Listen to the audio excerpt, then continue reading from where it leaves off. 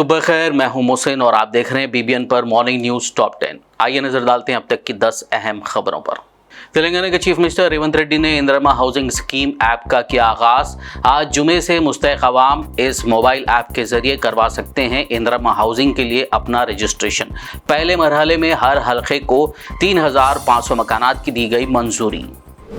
हरीश राव समेत BRS के कई कायदीन को जुमेरात के रोज पुलिस ने किया गिरफ्तार। कायदीन की गिरफ्तारी के बाद BRS कैडर ने कई मकामात पर किया एहतजाज। MLC कविता ने कहा, रियासत में अब इंदिरम्मा राज नहीं बल्कि इंदिरम्मा इमरजेंसी राज चल रहा है।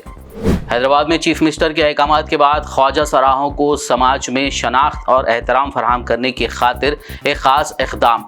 हैदराबाद ट्रैफिक पुलिस डिपार्टमेंट में बतौर ट्रैफिक असिस्टेंट्स ख्वाजा सराहों की भर्तियों का आगाज।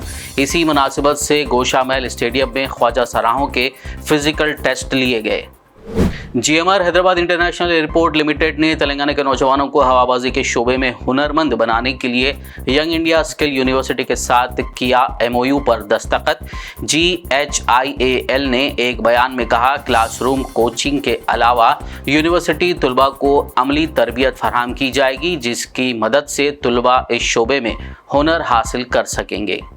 संभल और अजमेर दरगाह पर हिंदुओं के दावे के पेश नज़र इबादत गाहों के तहफ़्फ़ुज़ के कानून के मामले में जमीयत उलमा हिंद की पिटीशन पर जुमेरात को सुप्रीम कोर्ट में वक्त की कमी की वजह से नहीं हो सकी समाअत। चीफ जस्टिस ने इस मुकदमे की समाअत अगले हफ्ते कराने का दिया हुक्म।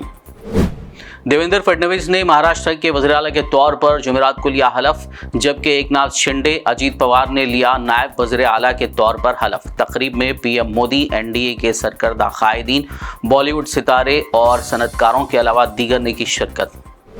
कांग्रेस जनरल सेक्रेटरी प्रियंका गांधी ने कहा, इंडिया ग्रुप के लीडर पार्लियामेंट में अडानी बदउनवानी के मामले पर बहस का मुतालबा कर रहे हैं, लेकिन वज़ीर-ए-आज़म नरेंद्र मोदी तमाम हदें तोड़कर सनतकार की हिफाजत कर रहे हैं।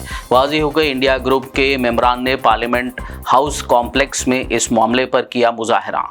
हिंदुस्तान इजराइल फ़लस्तीनी तनाज़े में दो कौमी उसूल के मौक़िफ़ के साथ खड़ा है और दहशत गर्दी की किसी भी शक्ल की मजम्मत करता है। राज्यसभा में वज़ीर ख़ारजा S जयशंकर का बयान। ऐवान में वक़फ़े सवालात के दौरान फ़लस्तीन पर हिंदुस्तान के मौक़िफ़ से मुताल्लिक़ एक सवाल के जवाब में जयशंकर ने कहा, फ़लस्तीन की मदद के लिए सालाना $5 मिलियन की इमदाद दी जाती है। वज़ीर ख़ारजा की सतह पर ताउन के लिए मुश्तरका कमीशन के क़याम के साथ हिंदुस्तान और कुवैत के दरमियान दो तरफ़ा ताल्लुक़ात नई बुलंदियों तक पहुँचने के लिए तैयार। इस सिलसिले में एक MOU पर नई दिल्ली में कुवैती वज़ीर ख़ारजा अब्दुल्ला अली आल याह्या और हिंदुस्तानी वज़ीर ख़ारजा S जयशंकर ने किए दस्तखत। इंसानी हुकूक़ की तंजीम एमनेस्टी इंटरनेशनल ने इसराइल पर इल्ज़ाम आयद किया कि वो गुज़िश्ता साल गज़ा में बमबारी के आगाज़ से फ़लस्तीनियों की नस्ल कशी कर रहा है। तंजीम ने इस हवाले से अपनी रिपोर्ट को आलमी बिरादरी के लिए ख़तरे की घंटी करार दिया।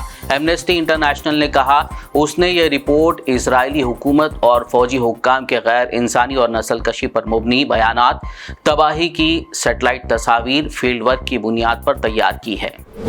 आप देख रहे थे मॉर्निंग न्यूज़ टॉप 10। मज़ीद अपडेट्स के लिए देखते रहिए BBN न्यूज़।